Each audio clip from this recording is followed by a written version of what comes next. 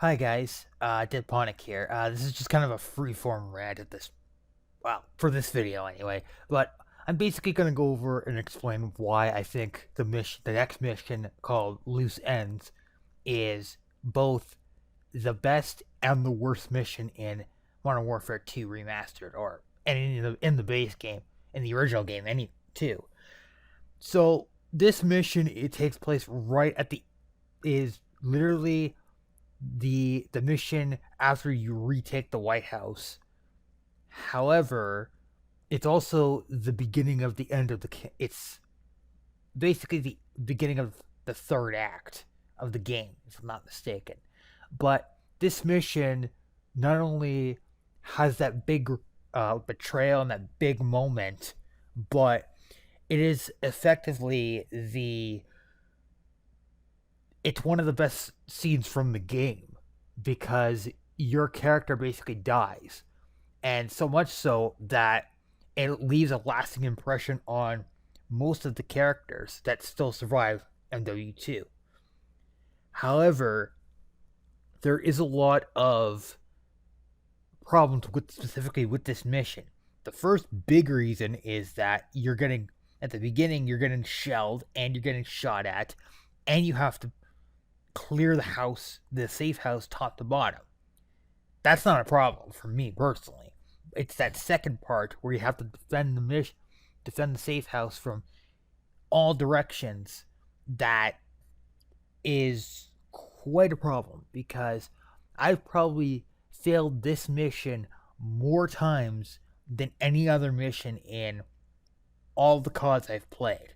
More so than World at War, more so than Black Ops 1, more so than even Black Ops 2 or even the first Modern Warfare. And I had trouble with All Gillied Up because it is not my cup of tea.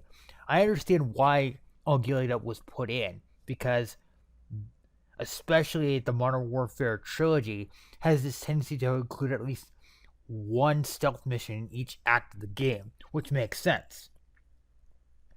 My problem is that this mission almost contributes nothing because because Price and Soap were gonna find out about Shepard anyway, and in the cutscene afterwards of this mission, well, Price openly admits that he did not trust Shepard at all. And if you watch the Operation Kingfish live action video, which I'll link into the description, that basically explains how Price was captured and sent to that gulag. By the way, that is an excellent video. I believe it came out with the promotion material for the game, but I'm pretty sure it was Shepard that basically organized that whole thing so he could basically get Price out of the picture because Price was one of the loose ends, and he wanted Price to rot in that gulag. However, I will say though, there's very little in the way of dialogue from Shepard once the big betrayal happens, and the two significant deaths in this scene are pretty much insignificant because you're going back to playing Soap from the first game. So much so that I actually penciled up a little freeform poem to basically describe how I feel about them killing off Ghost. If you'll permit me. Violets are blue. Roses are red. Congratulations, Ghost. You're dead. If you don't get that reference, I kind of pity you just a little bit, but it's a lot of this mission is not a bad mission. Where it drops in terms of quality for me is that defense mission. Not to mention that, well, you get wounded at some point and you're basically being dragged. Why would Shepard come up all this way to retrieve this thing? What? I guess it makes sense for the story and for him because it makes sense to cover up his tracks and basically to retrieve the module himself and to kill off two people. But it's not enough that he just shoots Like he shoots you and he shoots Roach and Ghost. He has to throw them out of a truck and light them up with pour gasoline on them, and then light them light them on fire by flicking his still lit cigar into the gasoline, which basically burns your corpse, and then walk away. That kind of feels like overkill to me. But then again, this is just one guy's opinion. It's like saying, oh, I don't know, um, the Resident Evil 4 remake that's going to be coming out in a few years is going to be the best thing ever since sliced bread. Now, we all know that Capcom is going to either mess this up completely or it's going to be the greatest thing ever. But getting back to my point here, basically, this is a mission that really broke me as a person because of how much it pisses me off. So I hope you appreciate that. Hopefully these arguments are somewhat valid. And keep in mind, I'm playing on the normal difficulty, and that's saying something. The hardest difficulty for this specific mission, you die in one shot. It's almost impossible to complete this mission, even at the beginning, which is just, oh boy. And now I have not personally tried it, but I've heard stories. Anyway, I'm basically just going to end off by showing you, basically playing the end stretch of the mission, and to demonstrate my point, at least a little bit. So, thank you guys for listening, and hopefully I didn't rant off for too long, but the next mission will be the final mission of Call of Duty Modern Warfare 2, and then we're moving on to Black Ops 1, which is my personal favorite of the campaigns. Actually, I was thinking either I might do World at War first because it gives you a lot of context, but stay tuned for that.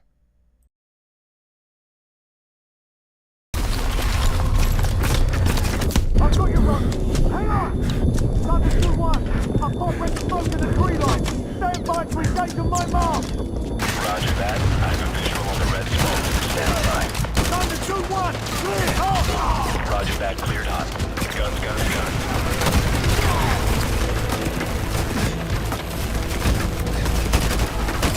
Roach! Hang in there! This is Viper 2-6. Stand by for rocket attack. Over. Roger. Get them hard on that hill. Make sure they're down. Roger, I'm on it. Coming around. Get up! 250. Roger. I got them lined up. Gold Eagle's on the ground. Watch for snipers on thermal. Over.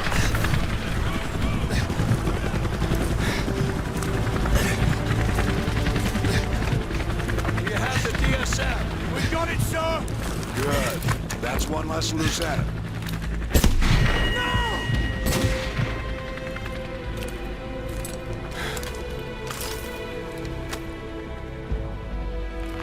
Area is sanitized. All targets destroyed. Solid copy. No movement detected. 2-6 going into holding pattern.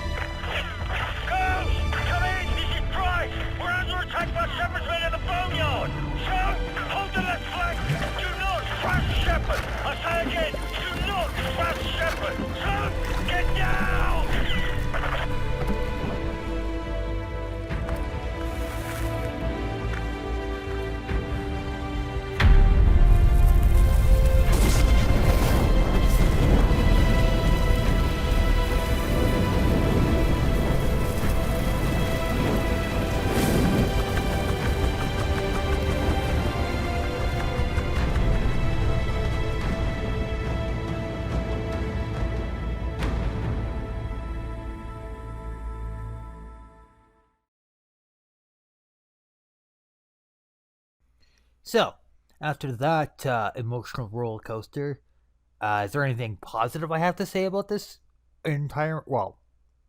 this particular clip that I just showed? I really like the music, and I really like the desperation, and I especially really appreciate that they remastered this with updated graphics. It looks fucking amazing. And I'm not gonna lie, I was genuinely impressed with the level of detail. But I think it's the music that really got me. It's just so fascinating. This one scene has been broken down by so many people, besides maybe the clean house mission. But it is such, it's brilliant what they were able to do with this.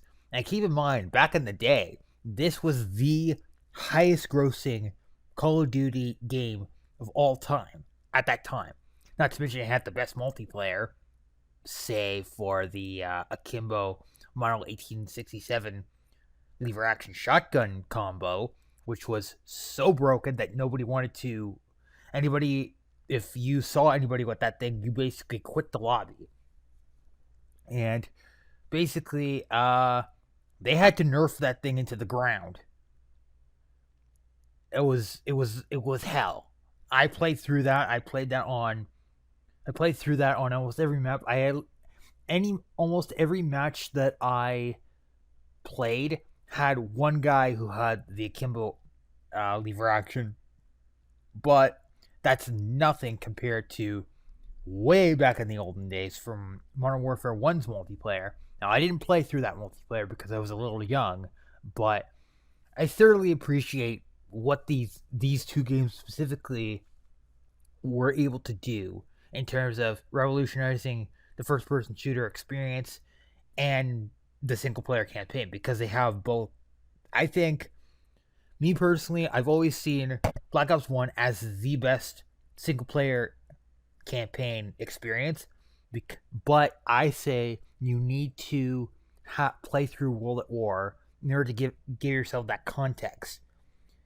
But so basically, the Modern Warfare trilogy was quite possibly it had its day.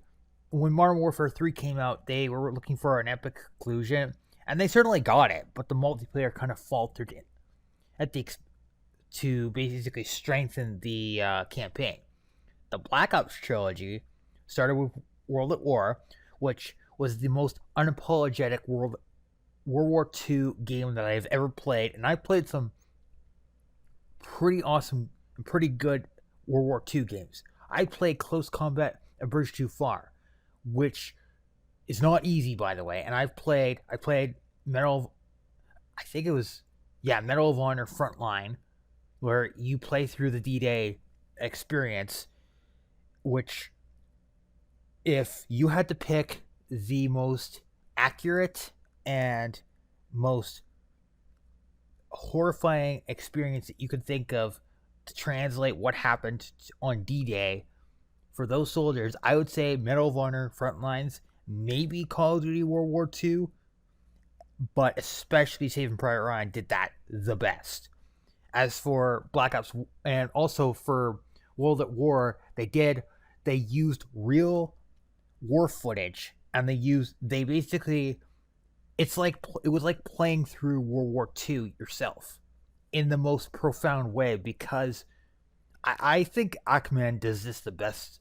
He basically explains that the Russian side of things was more focused on the campaign and the story rather than gameplay, because the gameplay was very by the books. But the Pacific campaign, which is my personal favorite, was focused on unique gameplay, where the Japanese soldiers that you're fighting, they're not just shooting you from behind cover. They bonsai charge you, they snipe you from the trees, they play dead, they hide in foxholes, they use dirty tactics, much like Imperial Japan during World War II.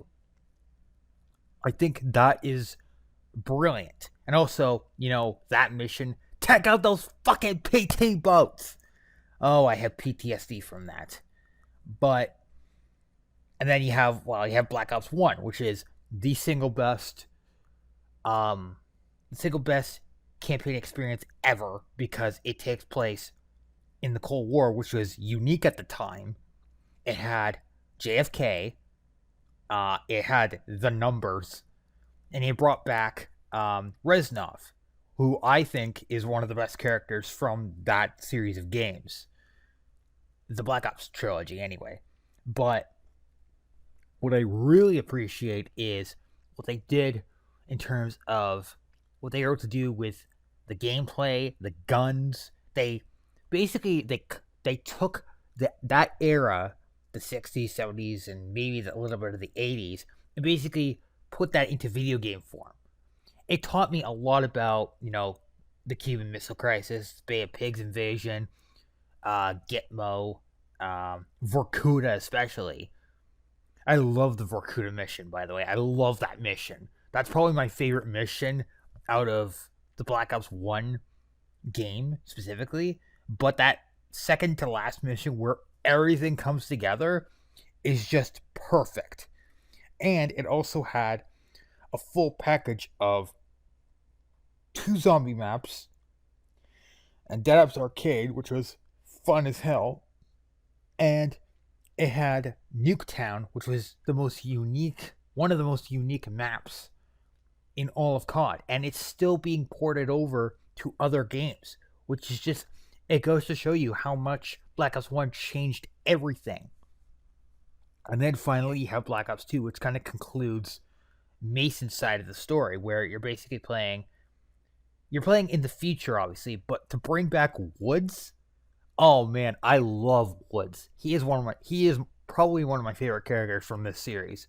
You have a captivating villain, you have an interesting time period where you're basically going back and forth, kind of like Black Ops 1, where you play Mason, and there's also that big, you can accidentally kill Mason in one of those missions. And also it was super controversial because of Noriega, but I won't get into that.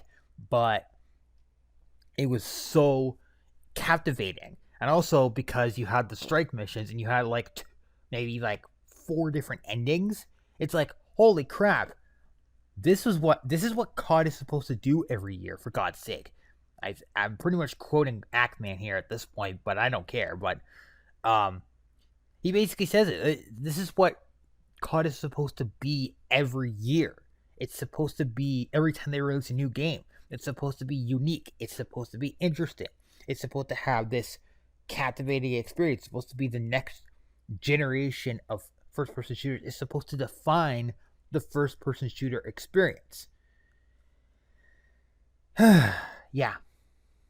And yeah, that's all I have to say about that. But going back to my original point, this mission is heartbreaking. It broke me as a person. And in the grand scheme of things, yeah, it does. It's basically the turning point. But do you really have to, make it so obvious that Shepard was the bad guy? Because obviously, Makarov is the secondary bad guy. But Shepard is the one basically pulling the strings. And as you'll see in the next mission, in the last couple missions, he's basically the one who basically orchestrated everything. The Russians invading, well, they get pissed off. He basically orchestrates the No Russian mission, getting you undercover, which I'm not going to play the... I have played the No Russian mission, but I don't like showing it because it is super controversial. And I just don't appreciate I just don't like, I kind of agree what they said back in the day where it allows you to basically play as a terrorist. But it's important for the story. And when the Russians find a dead American body, oh yeah, they're pretty pissed. And they have good reason to launch an attack on the United States, which is exactly what Shepard wanted. And he basically wanted to prove that he was the ultimate patriot. And as he says in one of the last cutscenes of the game, there will be no shortage of heroes, no shortage of volunteers, no shortage of patriots. And he's doing this because basically the government was becoming complacent a little bit, and they didn't do anything from the first game when that big nuke went off. 30,000 US soldiers lost their lives. Now, you could say that, yeah, it wasn't Shepard's fault that the nuke went off. That was Makarov and all that. But still, the sentiment's still there. And it kind of makes sense that he would kind of want revenge, not just against the world, but against Russia and the United States government, specifically the military security department. They screwed him over pretty much. And I kind of feel bad for him in a sense, but he's that villain that you don't realize is the villain until he reveals himself. It's kind of like Indiana Jones in the Last Crusade, where Indiana Jones actually meets one of the villains within the first 20 minutes of the movie, and then at about the halfway point, he reveals himself along with the other villains, and then now you know who the villain is. But in this case, it's the third to last mission where Shepard finally reveals his intentions, which goes to show you how much effort they put into making him that villain who is able to keep his intentions secure and all that, and bottled up until the moment is right. Anyway, that's it for now. I will see you guys in the next episode, and take care.